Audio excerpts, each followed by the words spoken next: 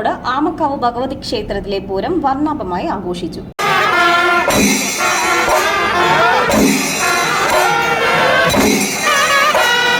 25 ആനകൾ അണിനിരുന്ന കൂട്ടെഴുന്നള്ളിപ്പും താളമേളങ്ങളും നാട്ടുവേലയ്ക്ക് ഉത്സവത്തിനും ആവേശം പകർന്നു.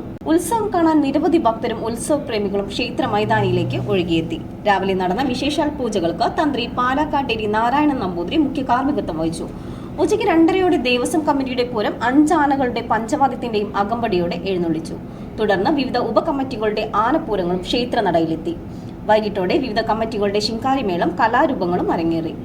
100-ലധികം വാദ്യകലാകാരന്മാർ അണിനിരുന്ന കൂട്ട എഴുന്നള്ളിപ്പ് ശ്രദ്ധേയമായി. കരിങ്കാളി, പൂതൻകാളി, തിറ തുടങ്ങിയ നാട്ടുകലകളും ചെണ്ടമേളങ്ങളും ഉത്സവത്തിന് മാറ്റുകൂട്ടി. വെടിക്കെട്ടോടെ പൂരം സമാപിച്ചു.